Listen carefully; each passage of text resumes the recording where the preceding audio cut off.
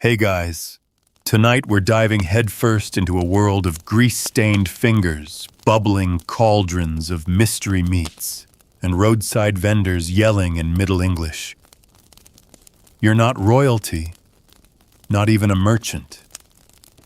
You're just you, hungry, tired, and in desperate need of a snack that's salty sweet and doesn't involve a single vegetable. Welcome to the world of medieval junk food. Spoiler alert, you probably wouldn't survive a week eating like this. Between the mystery ingredients and the questionable hygiene, your stomach wouldn't stand a chance. So before you get comfortable, take a moment to like the video and subscribe, but only if you genuinely enjoy what I do here. And drop your location and local time in the comments. I love seeing where and when you're listening from. Now dim the lights, maybe turn on a fan for that soft background hum, and let's ease into tonight's journey together. The village is buzzing. It's late afternoon, and the sun casts a golden haze over the thatched rooftops. You're strolling down the muddy path, dodging chickens ducking under laundry lines and sniffing the warm breeze that carries a mingling of roasted barley fried fat and the unmistakable tang of onions. You didn't come to shop for grain or listen to a preacher. No, you're here for the good stuff. And by good stuff, you mean food that crackles when you bite it, sizzles as it's handed to you, and will probably knock a few years off your life. But hey, it's delicious. You follow your nose to a stall run by a man with soot on his forehead and grease under his fingernails. A small wooden sign dangles from the awning. Fritters, pies, eels. Hot. You step closer. He's ladling something thick and bubbling into a pan over a brazier. You squint. Apples or onions. He chuckles and tosses in a handful of breadcrumbs, then presses the whole concoction into a round, flat cake and fries it in lard. This is what's known as a medieval fritter, a staple of quick, greasy satisfaction. There's no consistent recipe.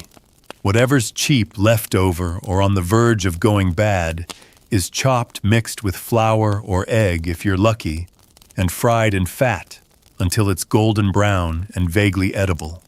Sometimes it's sweet with honey and dried fruit. Sometimes it's savory with cheese garlic or pork scraps. Occasionally it's both. You hand over a coin more than it's probably worth and take a bite. It's crunchy on the outside, strangely mushy in the middle. A hint of nutmeg, maybe definitely something pickled. Your teeth sink into a chewy bit that could be apple or turnip. Doesn't matter. It's good. You're not alone either. Villagers crowd the nearby stalls. One boy is licking honey off his fingers after demolishing a sticky oat cake. A group of farmers shares a steaming meat pie, flaky crust breaking apart in their calloused hands. A merchant in fur-lined sleeves slurps down a skewer of roasted eels, the little charred heads still attached. These aren't full meals. These are snacks. Street food. Quick eats for those too busy or too poor for formal feasting. And this is where the real flavor of medieval life lives, outside the Lord's halls, in the dust and clatter of everyday cravings. You move on to the next stall. A woman offers black pudding on a stick. You pause. She grins, holding up a sausage-like item that smells heavily of iron and spice. Blood sausage made from pig's blood, and oats boiled and cooled, then grilled over open flame. A protein-packed snack if you can handle the tang. You try it. It's rich, dense, leaves an aftertaste that lingers in your throat like a dare. A little girl tugs at your sleeve and points across the lane to a booth with a spinning metal drum over glowing coals. The vendors tossing seeds into it, poppy hemp and sesame, and drizzling a honey glaze over them as they roast. He presses them into flat bars and sells them as sweets. You buy one. It's brittle, sticky, and so sweet your teeth hurt. You walk chewing crumbs in your sleeve as music floats down the street. A man strums a lute. 2 children dance. Your belly is full of things you can't quite identify, but your heart is warm. This is the other side of medieval life, the fun side, the snack side. Sure, there are plagues and taxes and wars, but right now in this moment, you're just another villager with a smear of honey on your chin and a meat pie cooling in your pocket. You sit on the edge of a stone well watching the bustle and think, maybe one more fritter, and maybe a cup of spiced wine to wash it down. Because why not? It's not like the king's going to tax your liver. Yet, you wake up the next morning with a faint ache in your belly and a smear of something unidentifiable on your tunic. Last night's indulgence is still clinging to you, its scent, its spice, its quiet rebellion. Because while most days in the medieval world are about survival, some are about pleasure. And junk food, that's the taste of brief, reckless joy. You wipe the crumbs from your collar and stretch, squinting into the thin morning light that filters through a tangle of rooftops and smoke. Somewhere nearby, a rooster shrieks like it's seen the devil. Your stomach growls, not out of hunger, but out of habit. Because even though you're not starving, there's something about fried food and sweetbread in the morning air that calls to you like an old friend. You shuffle through the marketplace and already you hear the familiar sounds, knives on wooden cutting boards, oil hissing in iron pans, laughter spilling from open doors. The bakers are up early, of course, rolling out dough, stoking ovens. But you're not here for the sturdy rye loaves or the priest-approved barley cakes. You're looking for the naughty stuff. The indulgent, the impulsive, the slightly suspicious. And there it is. A stall near the square selling something called pitch balls. The cook, a wiry man with no eyebrows and a laugh like a goat, explains that they're made from a mix of ground chickpeas, onion, and a generous heap of herbs rolled tightly and fried in tallow. Crunchy outside, soft and steaming within. You take a bite and blink in surprise. It's really good. Salty with a touch of cumin. Earthy. The kind of thing that fills you without ever pretending to be elegant. You finish 2 before you even realize your fingers are covered in grease and parsley. This is the beauty of medieval junk food. It's rarely pretty, but it works. It's fast, it's flavorful, and it turns whatever leftovers you have, grain meat, scraps, old cheese, wild herbs, into something deeply satisfying. You start to see it everywhere. A group of apprentices pass you with folded pieces of cheese pies. Not quite the flaky pastries you'd expect, but slabs of thick, buttery dough wrapped around melting goat cheese and crushed garlic. They've been baked in clay ovens behind the butcher's shop and sold 2 at a time, hot and dripping onto wrinkled hands. Further down the lane, you pass a monk in a food stall apron, selling candied nuts to children. Yes, a monk. Turns out monasteries make a lot of sweet things, partly for sale, partly for medicine, and partly because, well, monks like treats, too. Almonds glazed with honey and rosewater. Hazelnuts roasted with cinnamon. You buy a pouch and pop one into your mouth. It's crunchy, fragrant, a little floral. You eat 3 more before stopping. A bell rings in the distance. Not church. It's the fishmonger. You follow the crowd toward a cart with barrels of eel still writhing. The vendor is prepping them for deep frying, slipping them onto skewers like meat popsicles. No sauces, no frills, just salted fried eel with the bones left in for that extra crunch.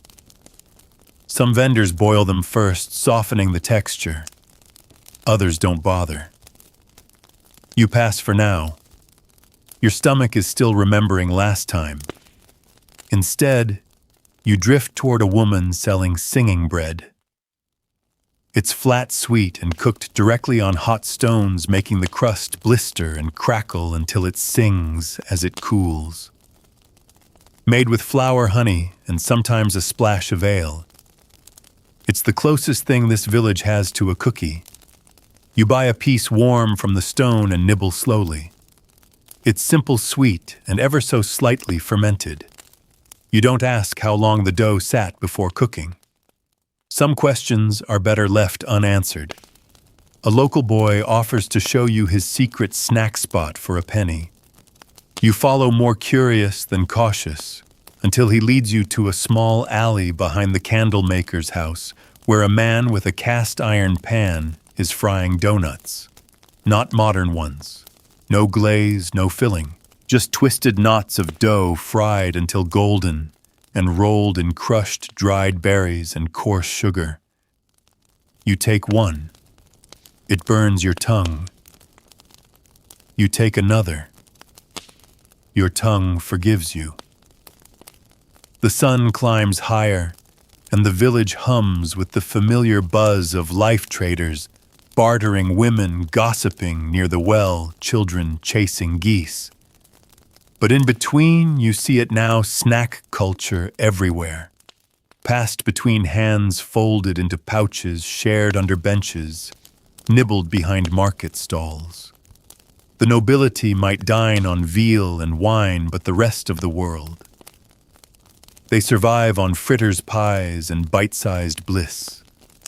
You find a quiet corner and sit with your final prize, a square of something called galantine, a chilled jelly made from boiled meats, spiced wine, and herbs, served in a leaf and meant to be eaten with your fingers. It's savory, oddly smooth, slightly vinegary, and surprisingly refreshing. You never would have chosen it. Now you want another. As you sit chewing slowly and watching a dog steal a sausage from a distracted smith, you begin to understand the real charm of medieval junk food. It isn't just the taste, it's the freedom. For a moment, you're not a serf or an apprentice or a runaway with a bag full of coins. You're just a hungry human being savoring something hot, greasy, and entirely unnecessary. And that, in a world of labor and lords, might be the most luxurious thing of all. You spend the rest of the afternoon wandering from cart to cart, pockets lighter, but your belly happily stretched.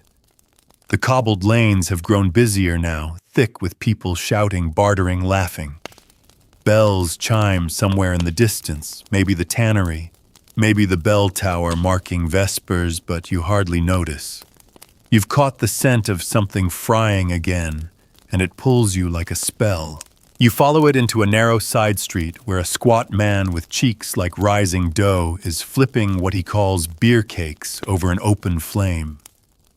He grins through his sweat and explains that the batter is made from barley flour ale and sweet herbs, thyme, maybe lavender fried in clarified butter and served hot with a dab of honey. You don't wait for it to cool.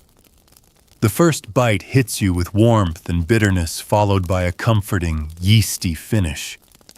It's fluffy but dense, like a drunken pancake that's lost its way home. And the honey, sharp and raw, ties it together in a way that makes your eyes close without meaning to. He offers you a second one on the house. You accept without hesitation. This is the sort of vendor who doesn't care if you're noble peasant or outlaw, as long as you've got coin or a story to tell. You give him a joke instead, a harmless one about a fry or a pig, and an unfortunate misunderstanding involving a wheel of cheese. He laughs so hard he nearly drops the skillet. "Come back tomorrow," he says. "I'll try it with elderflower." You nod. And that's how it works, really. Medieval junk food isn't just about what's sold, it's about who sells it. These vendors are artists, hustlers, healers of the hungry. They feed you more than just food. They feed your spirit. Even if the oil they're using has been reused since last Michaelmas. Further down the street, you pass a woman with a cloth-covered tray on her head, calling sugar rolls 2 for 1 fresh from the Abbey kitchen. You catch up to her and learn that she's selling rolled flatbread sweetened with dates and fig paste sprinkled with ground almond, and if you're lucky, a dusting of rose sugar. You buy 2. The bread is dry on the edges but soft in the middle, filled with a rich paste that tastes like sunshine and secrets. The almond gives it a satisfying crunch, and the rose sugar leaves your fingers sticky and floral. It's not fancy, not elegant, but it's made with care. A nearby boy eyes your second roll. You hand it to him. He runs off without a word, but the grin on his face is thanks enough. Now let's talk about drinks. Because snacks beg to be washed down, and medieval people had their own thirst-quenching, often teeth-rotting preferences. Oil, of course, is the baseline. But for sweet treats, there's something called posset, a warm milk-based drink curdled with ale or wine mixed with spices and sometimes thickened with breadcrumbs. Think of it as a custard's rebellious cousin. You pass a stall where a woman is ladling hot posset into wooden cups. You try one. It's thick, spicy, and surprisingly comforting. Cinnamon nutmeg, maybe a dash of clove. It tastes like the tail end of winter and the hope of spring. And then there's mead, a favorite among both peasants and nobility when they can afford it. Honey water and yeast, simple but deeply satisfying. The stall across the way sells a thin mead with added ginger and dried cherries. You sip and the warmth crawls up your spine like a gentle fire. It's sweet, sharp, and dangerously smooth. As the sun begins to sink behind the chimney stacks, and the village prepares for evening chores, you stumble upon one last treat, a candlemaker's apprentice selling cinder sweets.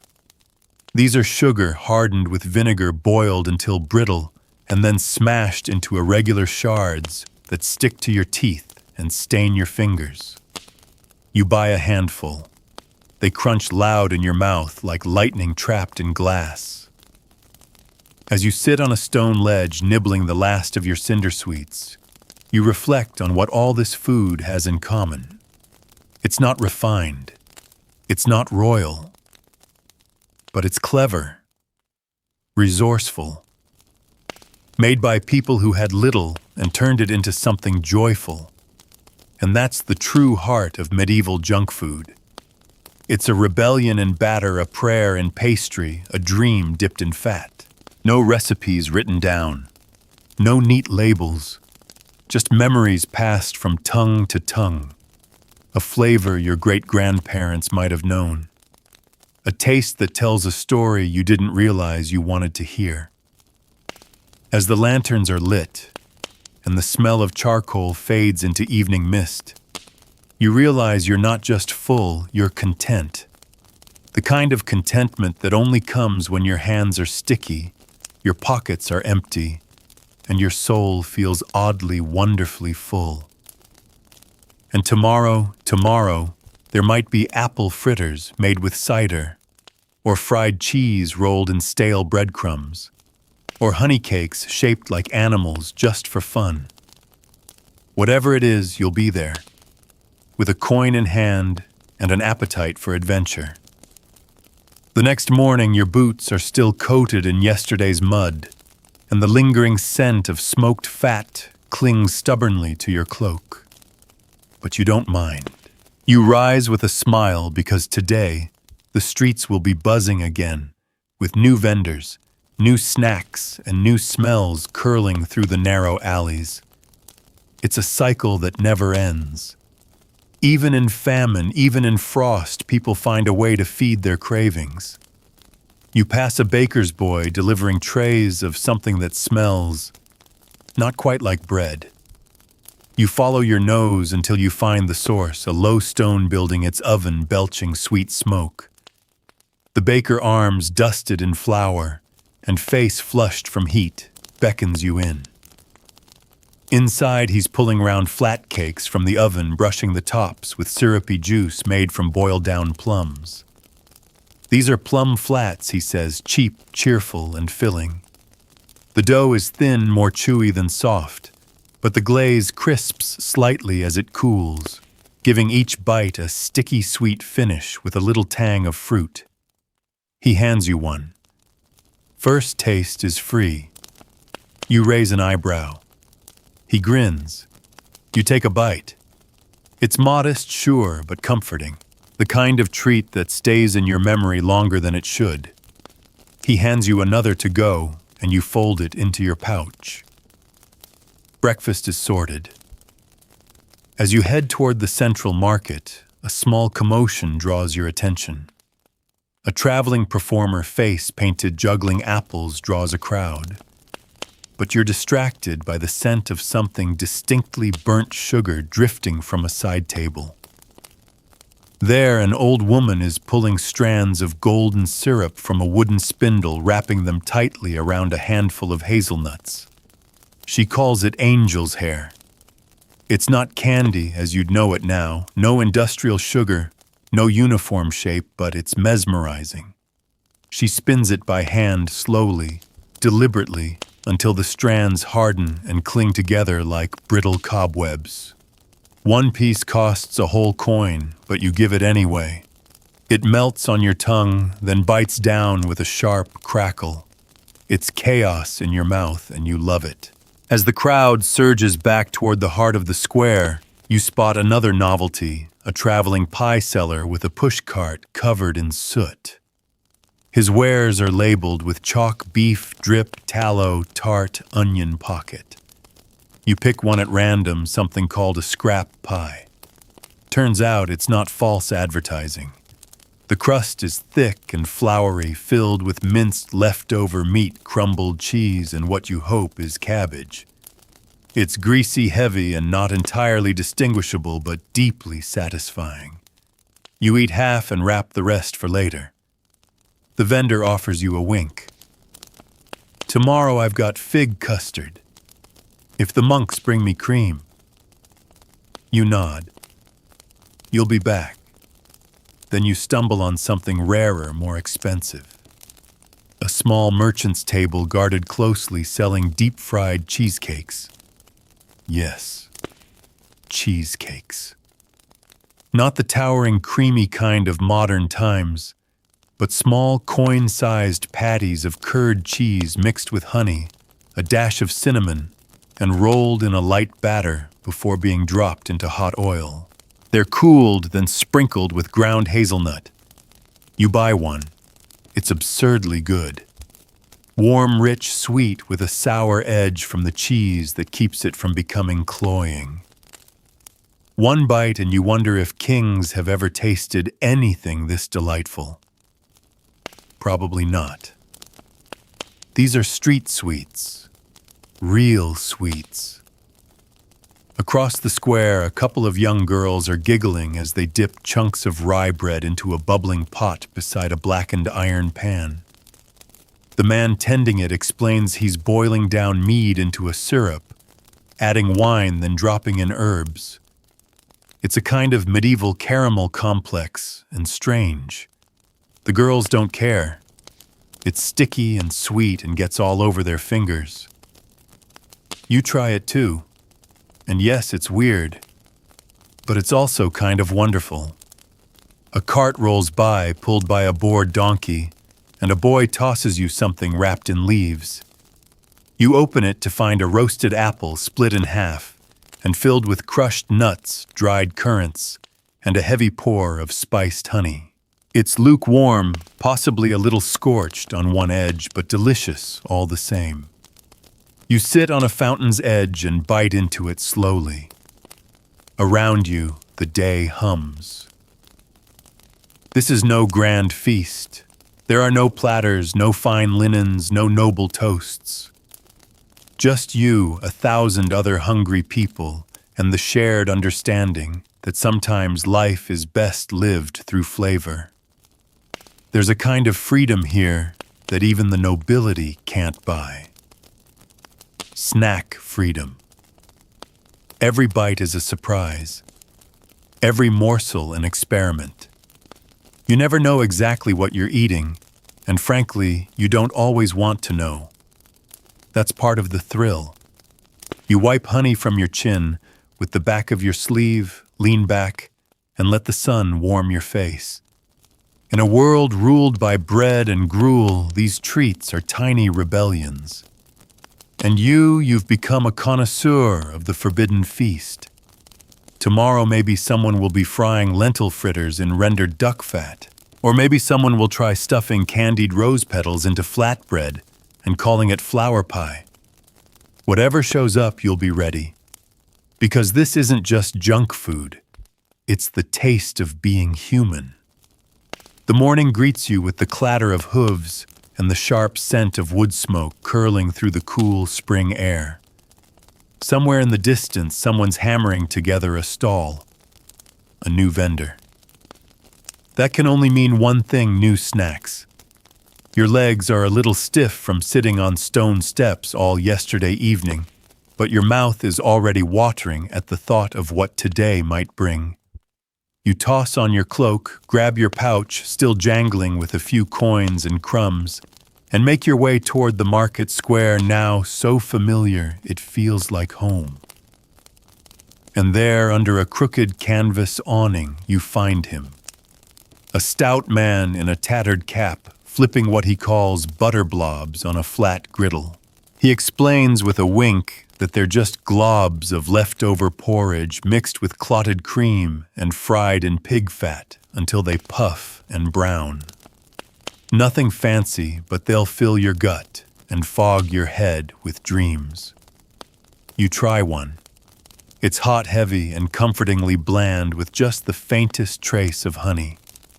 You close your eyes and chew slowly, letting the warmth spread like a soft sunrise through your chest. A nearby cat eyes your second blob. You toss it, and it disappears in a blur of whiskers and paws. You move on, spotting a woman in an apron speckled with flour, frying up what she calls fire knots. They're thin ribbons of dough twisted into shapes and fried until crisp, then dipped in wine syrup and coated in poppy seeds. She says they were once a Roman delicacy, now made humble for the village. They taste like a celebration.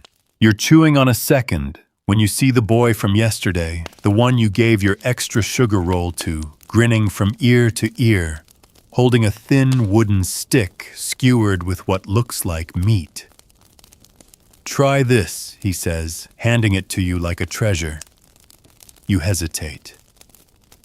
"What is it?" He shrugs. "Bits." You sniff. It's smoky, peppered, and smells faintly of rosemary. You take a bite. It's chewy, spicy, salty, definitely meat, probably pork, maybe not. You chew anyway. It's not bad. You thank him with a smile, and he darts off again, disappearing into the crowd like a snack spirit. Later, you're drawn to a traveling wagon painted with faded reds and golds. It creaks with age, and the wheels look ready to betray their purpose at any moment, but the scent wafting from it is heavenly. Inside, a family is frying thin slices of root vegetables, parsnips, turnips, even carrots coated in flour and beer, then crisped until they curl at the edges. They're selling them by the handful in scraps of parchment. You get a handful. They're like medieval crisps, crunchy, oily, salty, earthy. Not refined, not consistent, but addictively good. One slice is burned, another is undercooked. You don't care. You lick your fingers between each bite.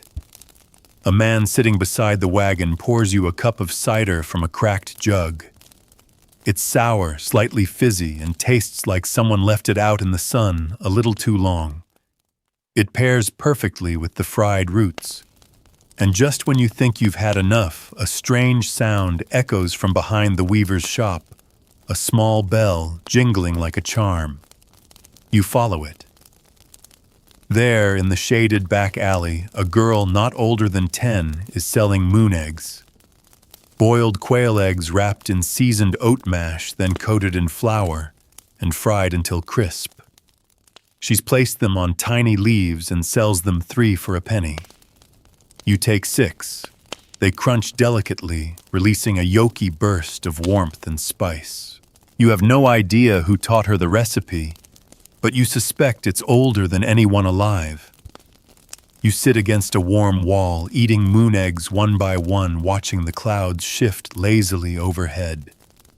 This is a world without menus, without branding, without standards. And yet everything tastes like it was made for you. There are no royal kitchens here, no gilded feasts, just hands and fire imagination and oil. And you begin to realize that junk food, if you can even call it that, isn't beneath medieval life. It is medieval life. It's the scraps turned into something, the in-betweens that sustain a soul. It's laughter over a skewer, a full belly on a day without wages, a warm fritter that lets you forget about taxes and toil just for a moment. You rise, brush the crumbs from your tunic, and head for the outer path where you've heard whispers of something new, fish cakes with apple cores. You're not sure if that's a joke or a recipe. Either way, you're hungry again. And in this world, that's all the excuse you need. The outer path of the village winds past the last row of cottages and curves toward the fields, muddy from the morning dew, the air thick with the smell of hay and distant manure. But even here, away from the bustling heart of the market, food finds a way to flourish. You walk slowly, boots squelching softly, with each step scanning for the mysterious fish cakes with apple cores you overheard back near the alehouse. You're just about to give up when you spot a woman hunched beside a small open fire. She's got a flat stone resting over the coals and something sizzling on top. The smell hits first salty, slightly fruity with an undertone of vinegar. She greets you with a nod and points to a tin bowl beside her. Inside, there's a mash of ground fish, diced onions, stale bread soaked in cider, and yes, finely chopped apple cores, skin and all. She forms a little patty with her hands, flattens it with a smack, and drops it onto the hot stone. You watch it bubble and crisp, fascinated. It's not for nobles, she says, but it'll get you through a day. You take one as soon as it cools enough not to burn your fingers. It's odd, savory and tart, a little mushy in the center. But there's something undeniably charming about it. Something real. A snack made of what others throw away, given a second life through heat and hope. You eat too. From there, your path leads to a low stone wall, where an elderly man is selling pocket puddings. Curious name. Turns out they're small cloth bundles tied with string and boiled in cauldrons until firm. He opens one for you. It's a dense, sticky dumpling made from flour suet, a pinch of spice and whatever fruit he could salvage that week. Today it's raisins, apple peels, and even a sliver of plum. He slices it open with a dull knife and hands you a wedge. It's soft, steamy. The suet gives it richness, the raisins a chewy surprise. You imagine slipping one of these into your cloak pocket for later. Hence the name. It's the original grab and go. You sit beside the wall to finish it, and spot a boy nearby selling tiny cups of lemon beer. It's not alcoholic, not much anyway. It's more of a rustic soda made by steeping lemon peels in lightly fermented barley water, sweetened with a spoonful of honey. You sip it and blink. It's zippy, tingly, slightly off in a way that makes you sip again, just to figure it out. You finish it in 3 gulps. Further on, you come across a pair of traveling brewers with barrels stacked high on a wagon. They're ladling out something they call cherry mash. It's not a drink, it's a spread. Crushed sour cherries boiled with herbs, a hint of vinegar, and pounded almonds until thick like a jam. They serve it on barley wafers, brittle like old paper, and just sweet enough to complement the tang. You buy 2. You eat 1. You stash the other in your satchel for later, telling yourself you'll save it. You won't. As you head back toward the village proper, you pass a group of children roasting something on sticks over a communal fire.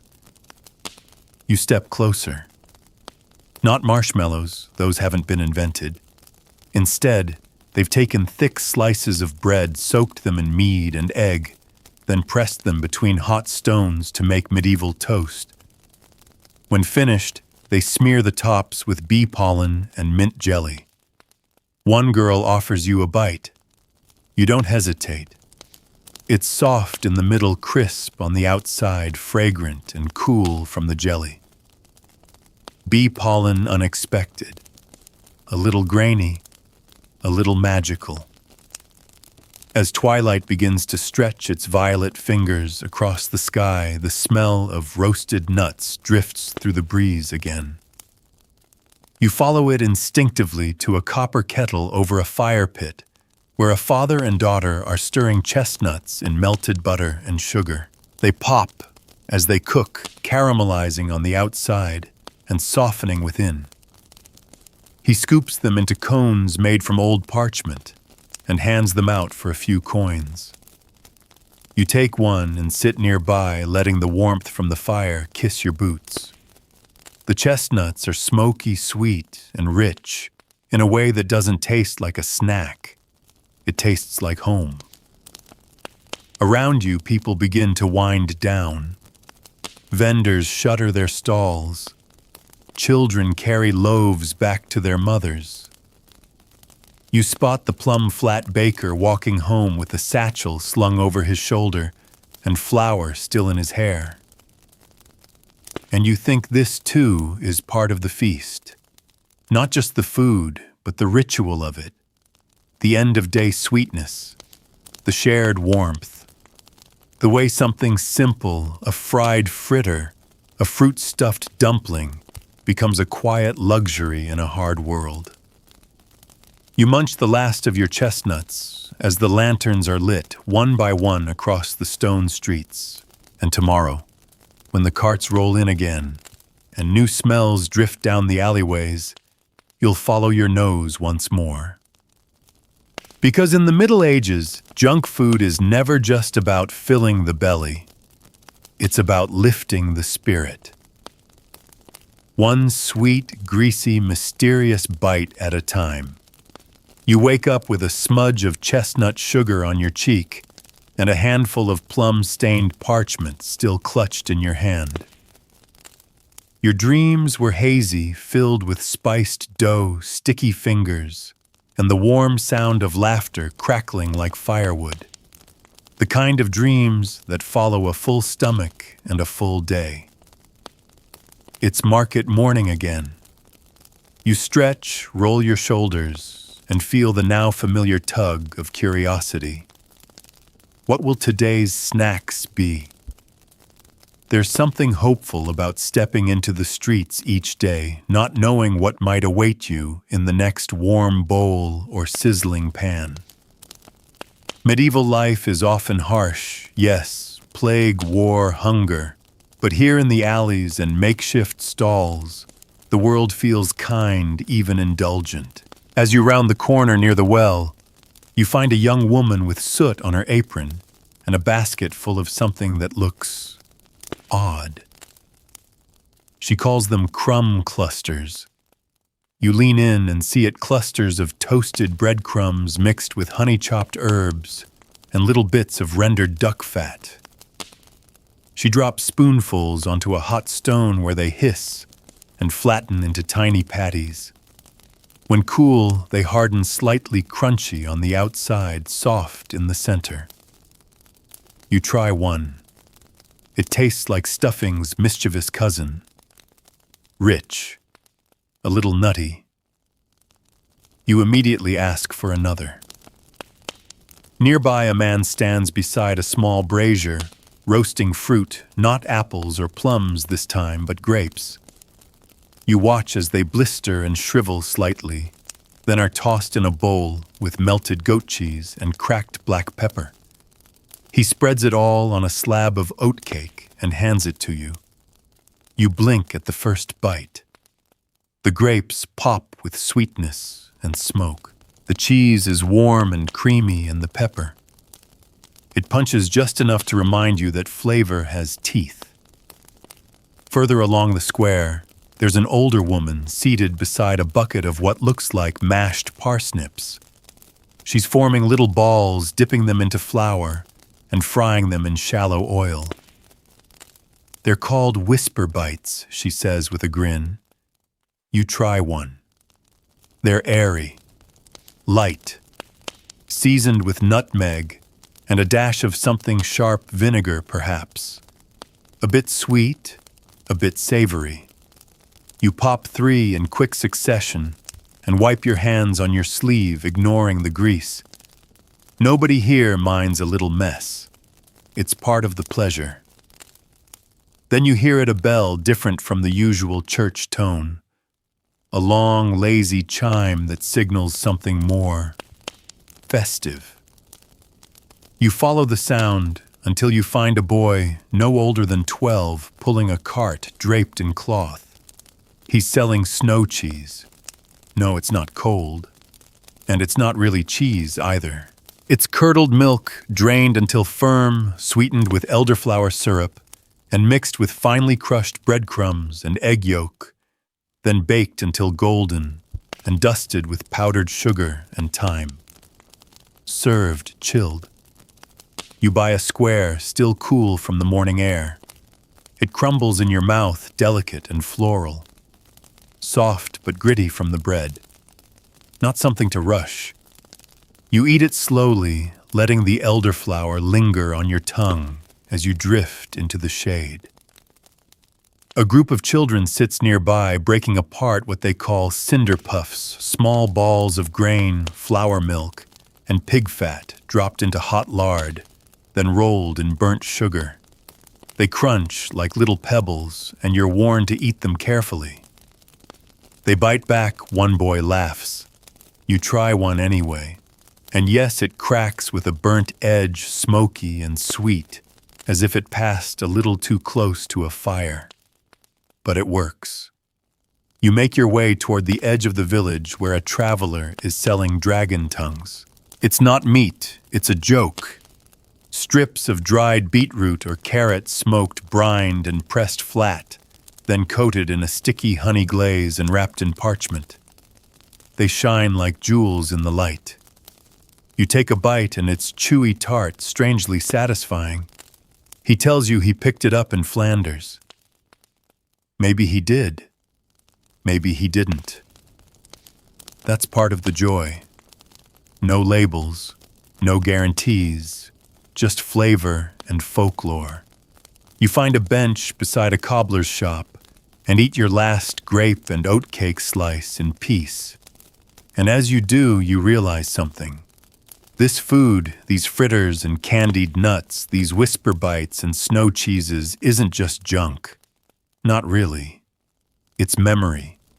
It's creativity born from scarcity. A culinary language spoken by people who didn't always have enough but still found ways to treat themselves. It's dignity wrapped in dough. A secret rebellion against hunger. A declaration we are more than our toil. You finish the last crumb, lean back against the wood, and watch as someone sets up a new stand, something involving sourberry jam fried in flower petals. You grin. You're not full. Not yet. And the best part of medieval junk food, there's always one more surprise waiting.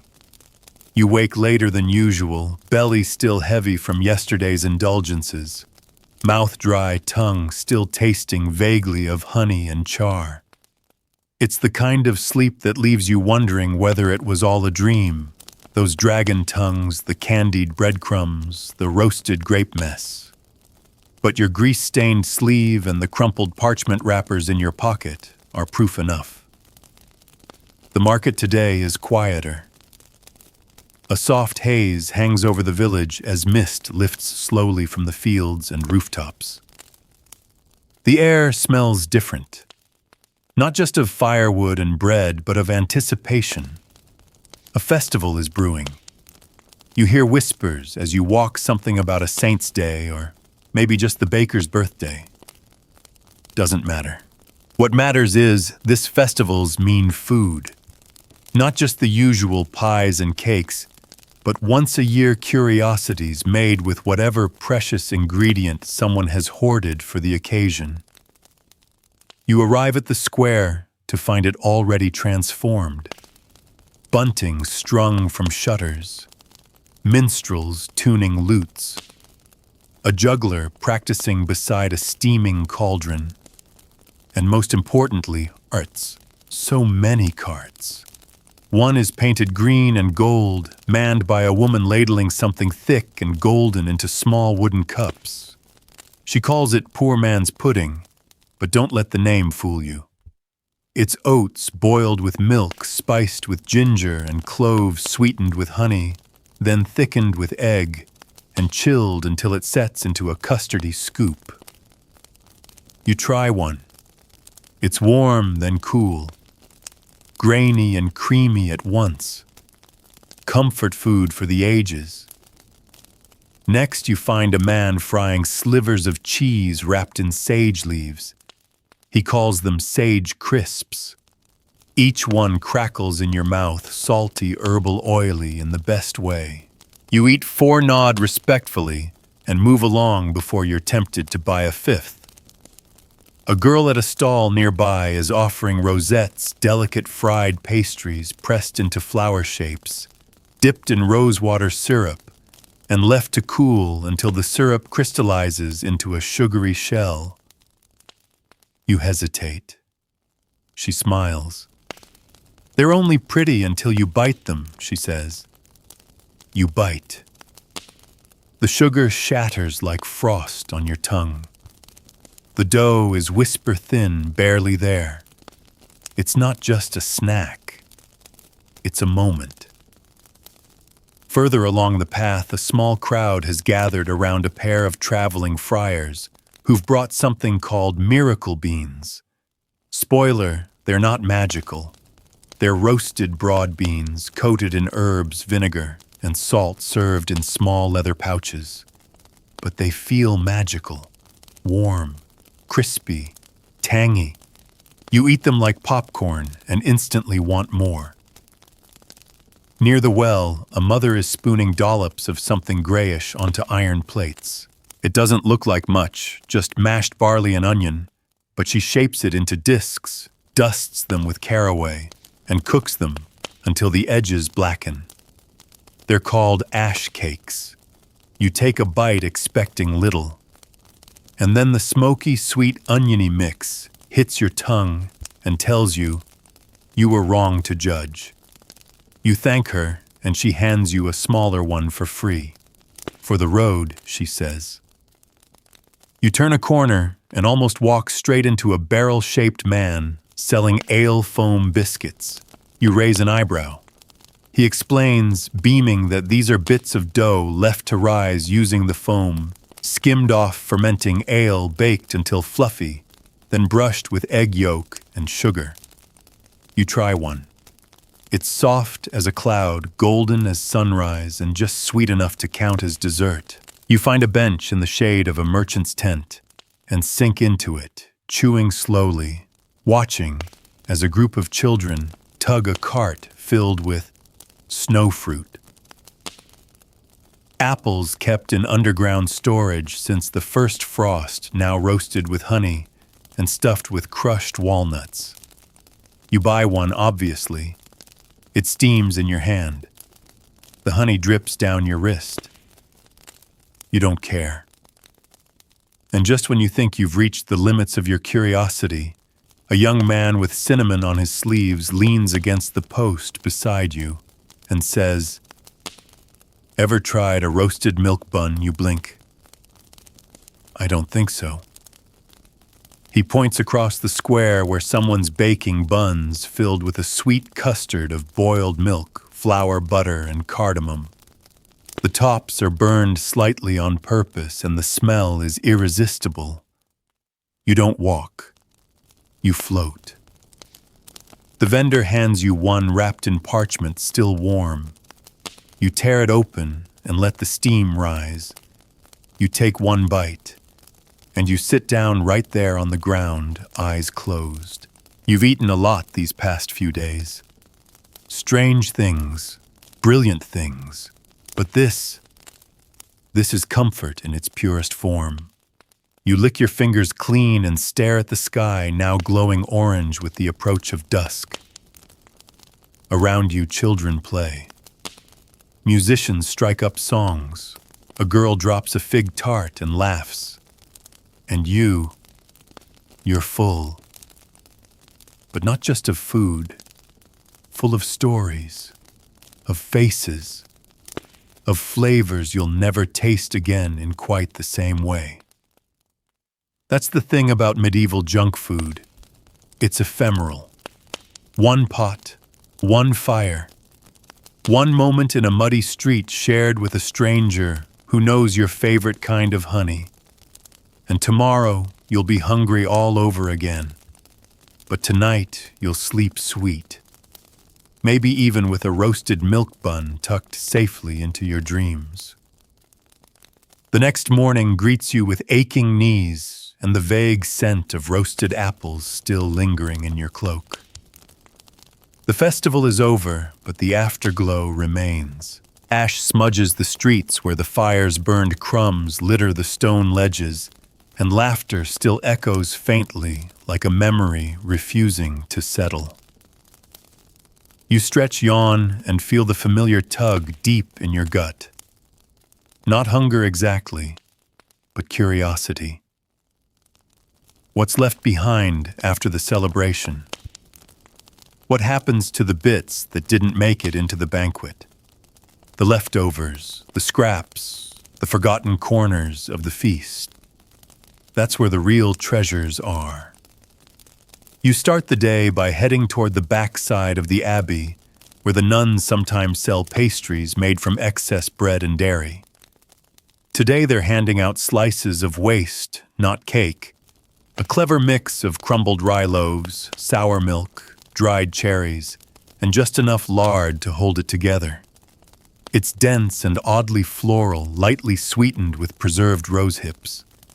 You chew slowly as you walk, marveling at how something so humble could be so satisfying. In the alley behind the brewery, a pair of teenage boys are frying griddle thins, scraps of dough scraped from the bottom of ale vats, flattened and cooked quickly over embers, then brushed with a paste made of mustard seed and leek. You trade a coin for two. They're sharp, spicy, a wake-up call to your palate. From there, you drift past the butcher's outer shed where his apprentice is selling something called dripping crisps. It's exactly what it sounds like, slices of stale bread fried in beef drippings, sprinkled with dried onion and cracked salt. Chewy in some bites, brittle in others. You eat them out of a folded piece of parchment that was probably once someone's tax record. It tastes better than it reads. Further on, you encounter a young woman crouched near the riverbank, boiling syrup in a shallow pan over a low flame.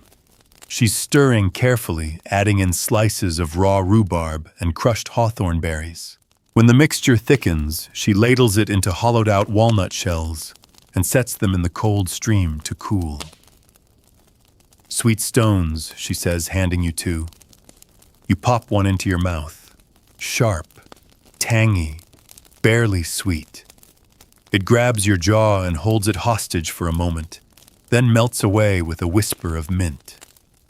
You love it. Then there's pepper taffy, an unlikely treat made from flower water, honey, black pepper, and egg white, kneaded until stretchy and boiled until chewy. A vendor near the barn is twisting it into rings and handing it out to children who squeal with every spicy lick. You try a piece just to see. It kicks like a mule and hugs your teeth like a clingy cousin. You suck it slowly, letting the burn fade into sugar. The sun rises higher, and you take refuge in the shadow of a crumbling wall, where someone has set up a small table covered in bowls. Inside, bitter crunch. Fried broad beans tossed in vinegar and wild thyme. Salted sour cherries. Shards of hard biscuit soaked in pork fat and layered with onions. A meal number, a feast for the senses absolutely. By mid-afternoon, you pass a traveling herbalist heating something green and bubbling in a tin pan. He's making sweet balm cakes, a kind of medieval health snack made from mint lemon balm vinegar and barley meal. Supposedly good for your gut. You take a piece. It smells like a meadow and tastes like pickled bread. Not your favorite, but somehow interesting. Medicinal, even. You wash it down with a herb soda offered by a boy selling cups from a ceramic jug. It's a mix of nettle chamomile and molasses fermented until fizzy and sour. You sip. You smile. You realize there's no going back. At some point in the last few days, this stopped being a curiosity. It's now a kind of pilgrimage. Not for fine food, but for honest food.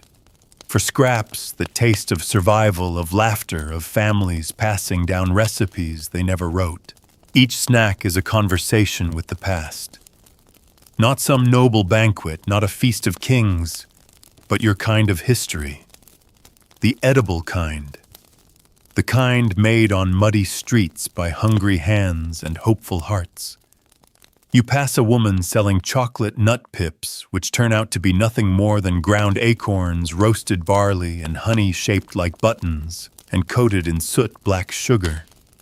You buy 3, eat 2, and keep 1. You wrap it carefully. You're not sure why. Maybe to remember today.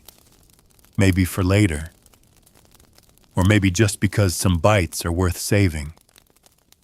You lean against a cartwheel, the sun low in the sky, your fingers sticky, your pouch nearly empty. And you think there's no gourmet, no Michelin stars, no plates worth photographing. But here on this dirt road, you've tasted more joy than any banquet ever promised. And tomorrow, you'll chase it all over again. The village has settled into a rhythm now. The festival has passed, the morning clamor has quieted, and life has returned to its usual murmur. But your appetite, that hasn't gone anywhere. Not after everything you've tasted. Not after all the strange and wonderful things you've chewed, sipped, crunched, licked, and devoured under open skies and soot-streaked tents.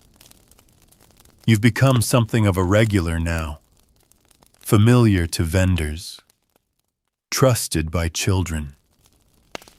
Even Reginald the town goose waddles toward you when he sees you, probably hoping for a dropped crust or half a fritter. You're not disappointed today, not in the slightest. Near the weaver's shop, a woman has rolled out a small cart covered in waxed linen. She's selling thick bread ends soaked in broth, grilled until crisp, and topped with shaved salted fish and fermented carrot. She calls them fish crackers. You raise an eyebrow.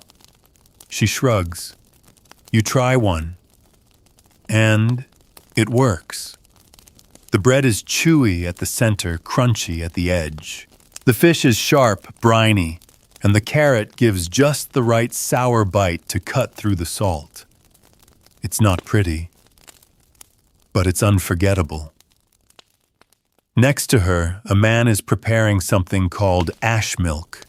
No, it's not burned milk, but oat milk steeped with charred cinnamon bark and a hint of clove, then sweetened with honey. It's warmed over a fire and served in tiny clay cups. You sip it slow. It tastes like smoke and sugar, like winter and bedtime stories. Then you spot something you haven't seen before, a group of children gathering around a low wooden table piled with dough spirals. Each spiral is coated in crushed fig, rolled in barley flour, and lightly fried. They call them snail rolls. You take one. It's warm, soft, chewy, and just barely sweet. The figs are earthy, almost wine-like. You eat another before you realize you've eaten two.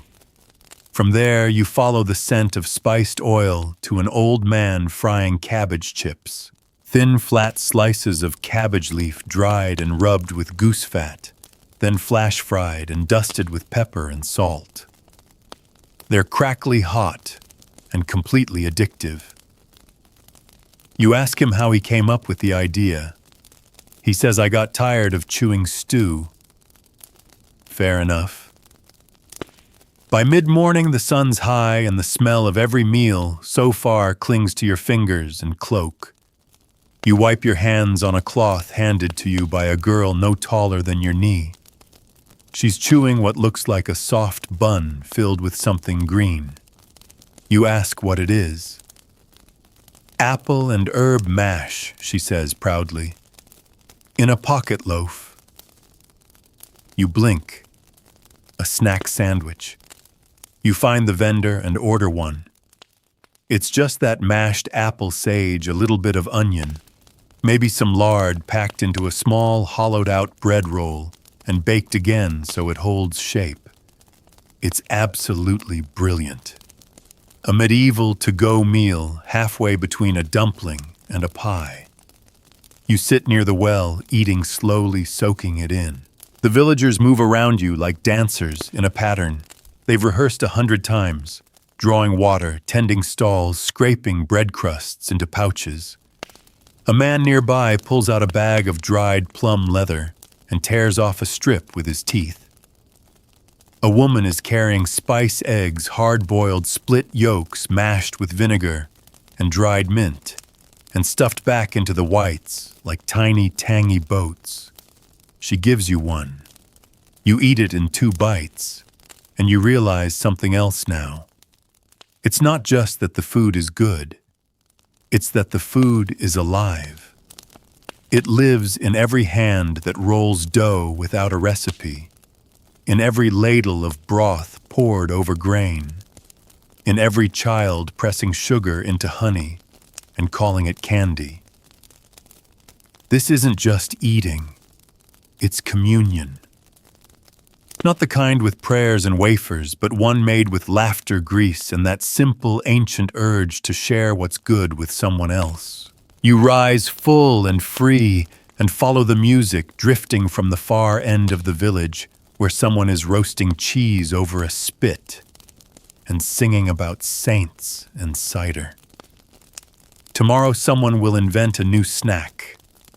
Tomorrow someone will burn the onions and discover something better.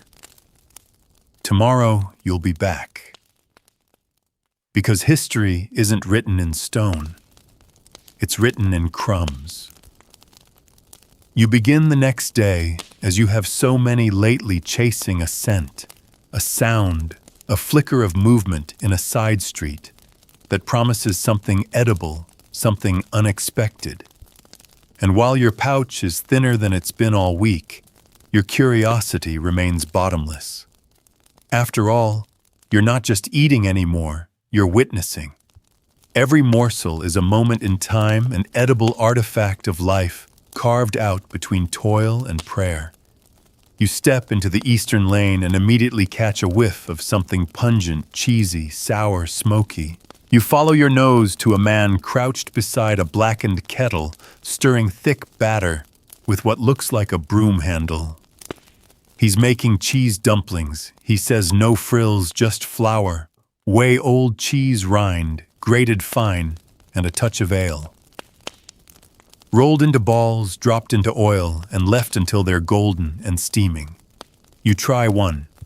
It's chewy and bold, the outside just crisp enough to crunch before it melts into gooey middle. You lick your fingers clean. He smiles and asks if you want one dipped in pickle broth. You nod, obviously. It's intense. You cough a little. He laughs. That means it's working. Around the next bend, a group of boys are roasting something over a small fire. At first you think it's meat. Then you realize it's fruit. Slices of pear skewered with slivers of dried turnip and rolled in crushed hazelnuts. They call them spindle snacks. You take one and it's sweet, savory, oddly creamy. The turnip brings a grounding earthiness to the soft, syrup-soaked pear. You didn't see that coming. Nearby, a girl with soot on her nose is selling sugar soot shells.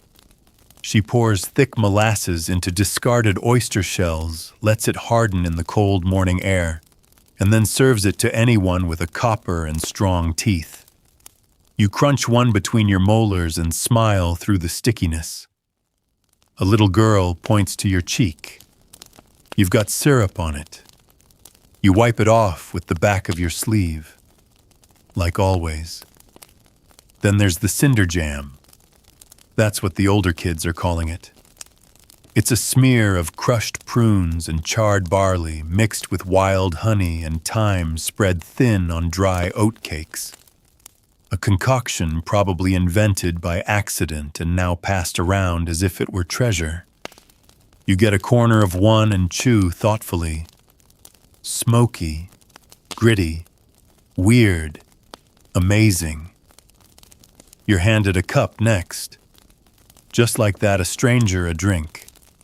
It's called treacle swig, brewed with water, dried apple peel vinegar, black treacle, and something someone calls summer dust. You ask what that is. He winks and says, whatever dries under the herb rack. You drink anyway. It burns just a bit, but the sweetness wins out. Soon you stumble upon the bakers again, only this time they're working with herbed ash dough pressed flat and grilled over hot coals, then spread with garlic lard and folded like a book. You sit beside the oven, the warmth soaking into your boots, and take a bite.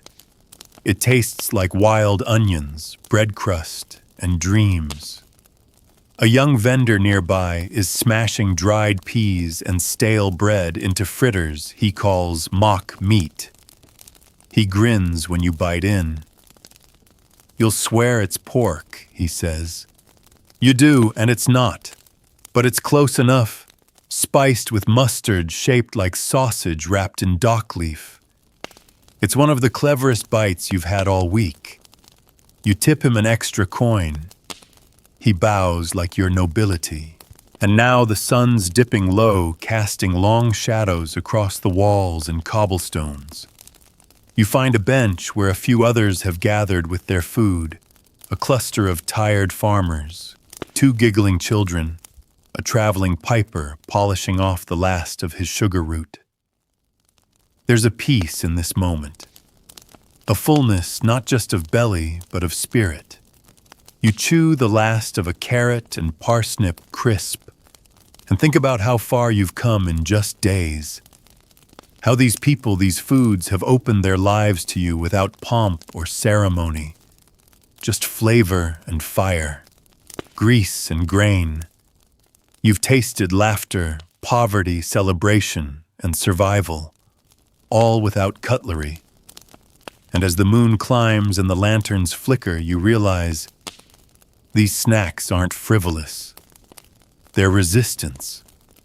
Against cold, against hierarchy, against the idea that only the rich dine well. Here on the edges of power flavor has found its freedom. And you're just lucky enough to have followed your nose. By now, your cloak smells like smoke, your boots are crusted with mud, and your pouch is lined with crumbs from a dozen different delicacies. But none of that bothers you. Not when you've tasted things no scribe ever thought to write down. Not when your memory is full of fig-stuffed loaves and vinegar-glazed beans, of smoke-sweet buns and herbed ash dough. The day starts quietly. The sky is overcast, and a soft mist blankets the village like a breath the earth hasn't finished exhaling. It's the kind of weather that makes you crave warmth, not just heat, but something bubbling, something slow-cooked, something you can wrap your hands around. So when you catch the scent of stew wafting from behind the carpenter's barn, you follow it. You find a woman with wind-reddened cheeks stirring a pot over a low fire. It's not stew, not exactly. It's cheese broth, she says. Thickened with barley, creamed with sour milk, and brightened with chopped leeks and cracked mustard seed. She hands you a wooden bowl and a heel of bread. You dunk. You sip.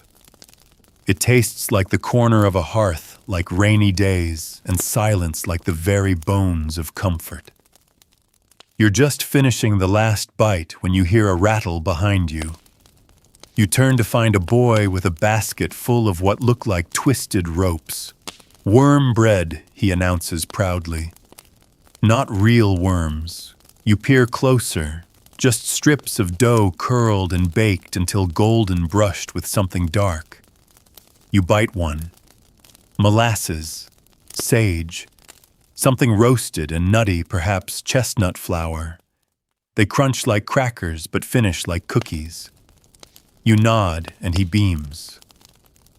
Further up the road, a girl is scraping honey onto grain bark, a dense slab of pressed oats, dried peas, and stale bread flattened and smoked. She calls it traveler's leather.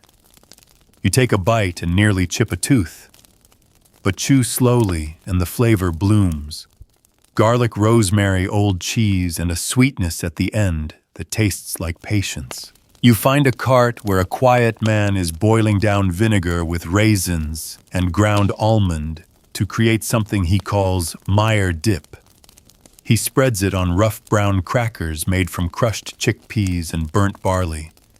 It's not pleasant at first, sharp, sour, weirdly creamy, but somehow it grows on you. Near the well, you find sack cakes. Nothing more than flattened cakes of grain meal soaked in leftover ale dried overnight and fried with salt and thyme. You crunch one down and instantly wish you had another. You don't. They sell out fast. You wander further toward the old orchard, where the air smells of wood smoke and damp leaves. Here, someone's roasting crab apples over embers, then mashing them with crushed hazelnut and dried mint. He calls it tree butter. It's slathered on thick slices of black bread and handed out in exchange for old iron nails. A barter system. You trade a broken pin you found yesterday. Worth it. You take a bite and almost groan. Tart. Earthy. Creamy. Like nut spread met sour jam, and decided to live happily ever after. And then tucked between two stalls, you stumble across something new.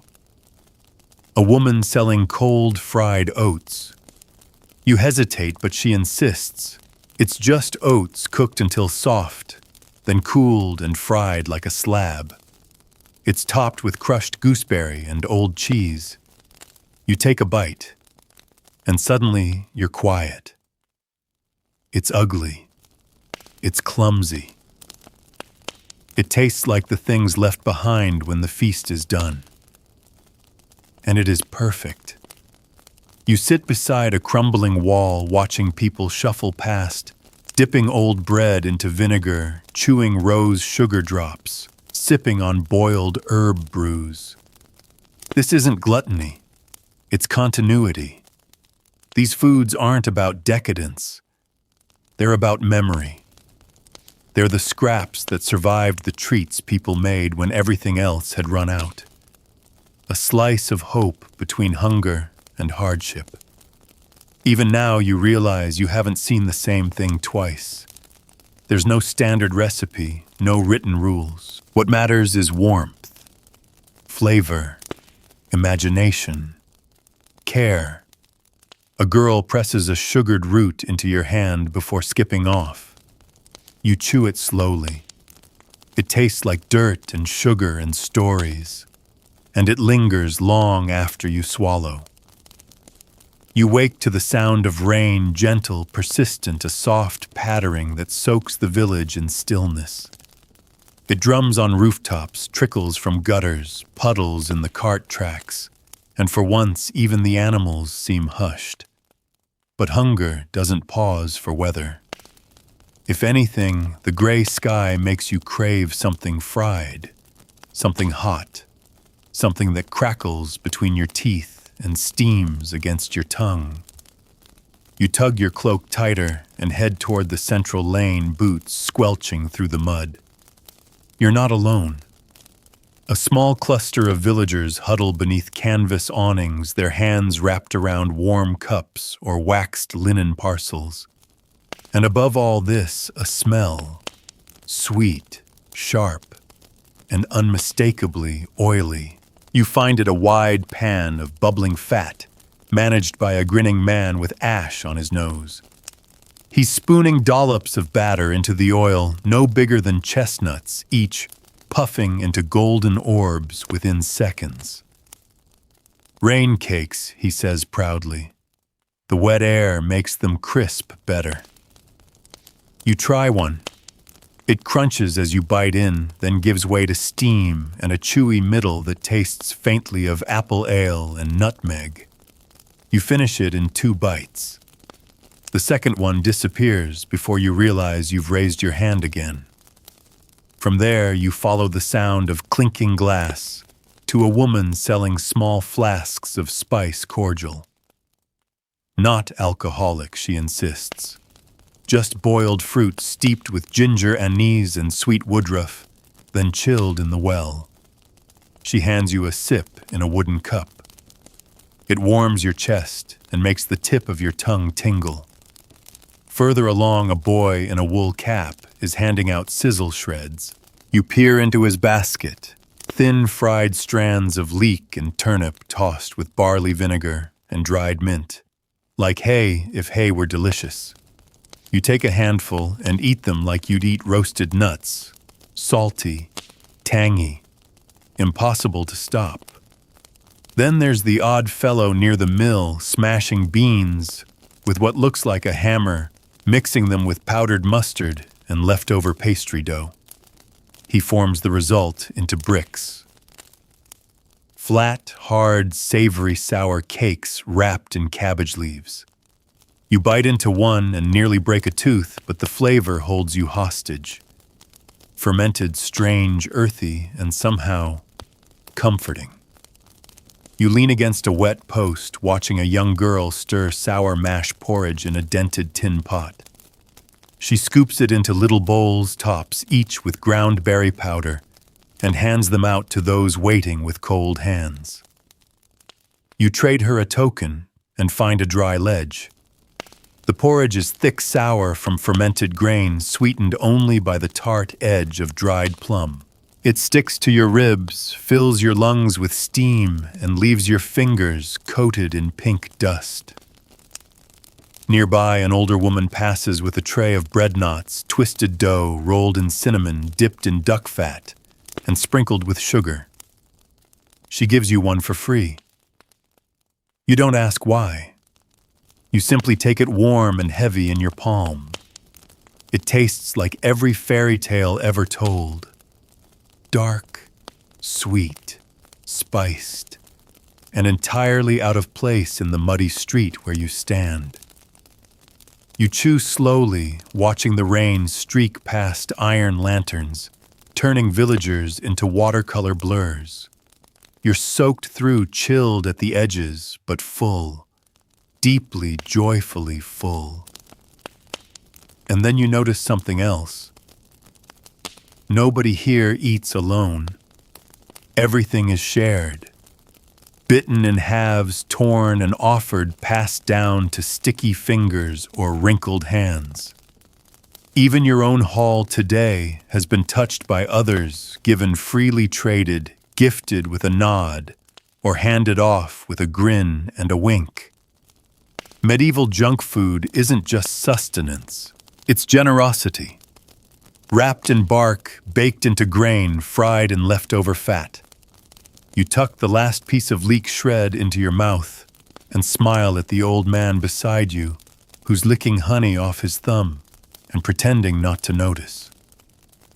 The rain keeps falling, and your stomach somehow keeps making room. You rise late the next morning, not out of laziness, but out of a kind of fullness that seeps into your bones.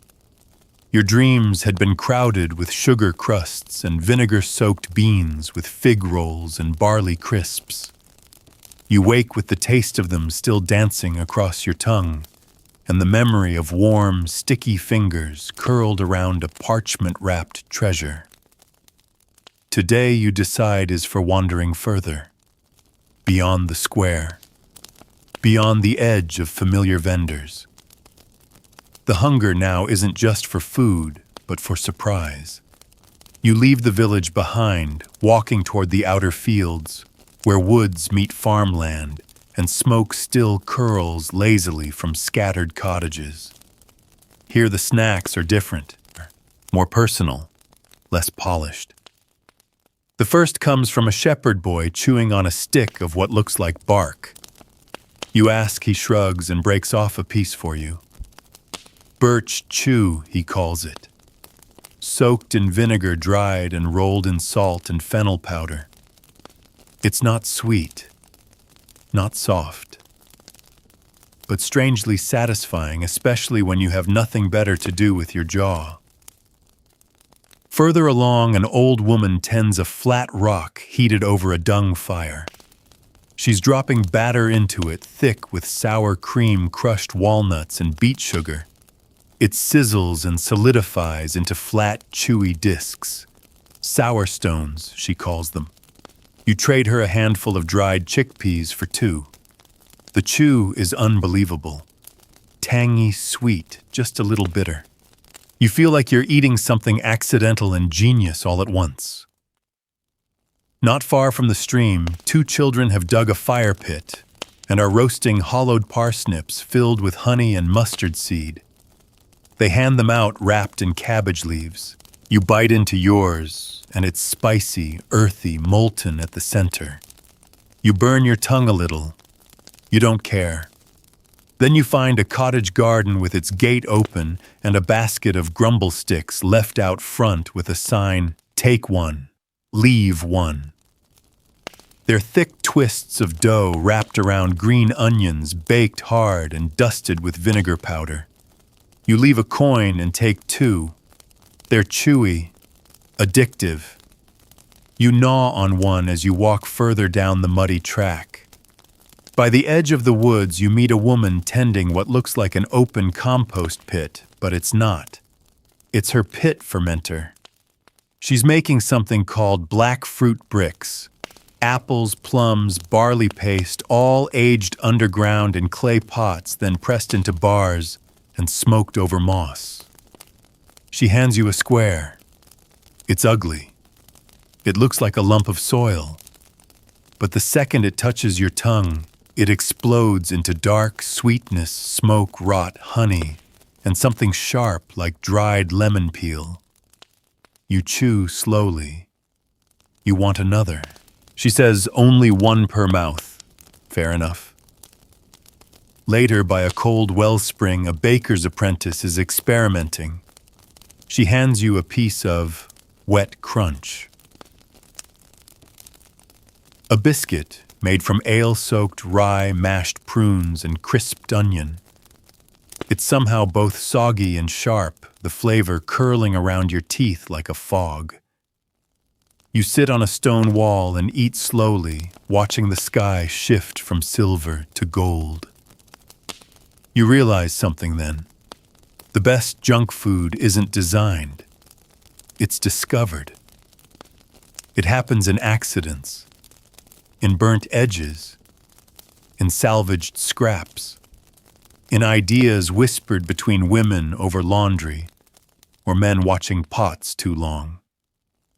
You walk back toward the village, hands full of wrappings and memories. You pass a girl grinding something that smells like old pears and black pepper. You don't even ask. You just hold out your hand. She gives you a bite. It's terrible. You grin. Because that's part of it too, the failures, the flops, the strange ideas that shouldn't work, but someone tried anyway. And in a world where everything is struggle, even trying to create joy from crumbs feels like a triumph. By the time you see the village again, the lanterns are being lit. And your mouth is full of shadows and sugar. And you are more than full. You are fed. The final day dawns with a chill wind, and your cloak barely keeps it out. But by now you know exactly how to warm yourself. Not with fire, not with blankets, but with heat that starts on your tongue and travels inward, crackling oils, tart syrups, sticky breads still steaming from the coals. You make your way toward the village square, now quieter than it's been all week. The festival is a memory, the stalls mostly bare and the streets swept clean. But a few faithful vendors remain loyal to their craft and their cravings. You find a man standing behind a shallow pit filled with coals. He's dropping squares of what looks like barley dough into a flat pan and flipping them with practiced speed. You catch the scent smoke sugar, something bitter. Bitter cakes, he says, sweetened with molasses and burned orange peel, then brushed with goose fat. You take one and chew carefully. It's sharp at first, but the sweetness follows mellow and deep. A fitting bite to open your last day. Around the corner, you spot a trio of children huddled under a ledge, eating something wrapped in leaves. You ask, and they giggle, handing you a bundle. Inside, mashed apple and toasted seeds mixed with dried milk curds, rolled into little lumps and chilled in the stream. You eat one. It's cold, chewy, sweet, and somehow solemn. Like it knows this is the last bite of something long and wonderful. You wander toward the chapel garden, where an old woman is pressing bits of cheese between layers of rye dough, frying them in lard, then dusting them with dried sage and plum powder. She calls them chapel crisps. She hands you one without a word. It's heavenly. You lean against a low wall watching a baker remove the final tray of ashes and ends. A mix of all the week's leftovers crumbled, bread, overripe fruit, melted sugar, leftover spices all pressed into bars and baked until solid. You take a piece. It tastes like memory, like a summary of everything you've eaten and every face you've seen. Sour, sweet, bitter, warm. Familiar, strange, comforting. As the sun begins to set, you circle the square one last time, and every corner holds a story you've tasted. The warm cider bread, the pear crisps, the vinegar griddle cakes, the soot shell candies, the barley fudge, the leek hay, even the failures, the teeth-breaking bricks, the soggy dumplings, the over-salted cabbage. You remember them all. Because none was wasted. Every bite was built on the edges, on what was left behind, on the bruised fruit, the old dough, the forgotten seed jar. And still, they made something beautiful. You sit on the cold stone steps of the chapel and unwrap your final treat. A soft barley bun filled with crushed raisins and onion jam handed to you with a wink from a vendor who saw you taste your very first medieval sweet days ago. You eat slowly as bells toll overhead, and you realize this wasn't just about food. It was about making do, about joy in small, imperfect portions, about invention, about sharing, about defiance in the face of lack. Junk food in the Middle Ages wasn't junk at all. It was an act of hope. And as you lick the last bit of onion sugar from your thumb, you know you'll never look at crumbs the same way again. So now you rest, full belly, full heart. A little sticky still, maybe a bit smoky around the edges, but content in that deep, ancient way, like a traveler who has tasted the soul of a place bite by bite and finally knows how it breathes. You lay back beneath your blanket, eyes drifting toward the ceiling or the stars, wherever you are letting your breath settle with the same rhythm as those quiet village mornings. You feel the weight of the journey, not just the walking, the chewing, the warmth of the fire, but the weight of stories, of hands that mixed mouths, that laughed hearts, that dared to sweeten even the bitterest of days. You think of those sugar soot shells, the vinegar crisps, the cheese broth and barley leather. Not gourmet, not fancy, but filled with life and love, and sometimes just enough mischief to make you smile in the dark. Let yourself drift now. Let your mind wander back to that little corner where someone's still roasting crab apples or brushing lard over a flatbread.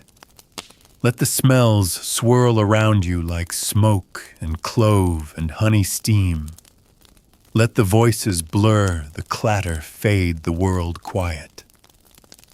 You're safe here, and more than anything else, you're full. Full of odd flavors, yes, but also full of wonder, of ancient laughter, of the strange comfort of finding something delicious in the most unexpected places. So go ahead, close your eyes. You've wandered far enough. You've tasted everything that mattered, and now all that's left is sleep.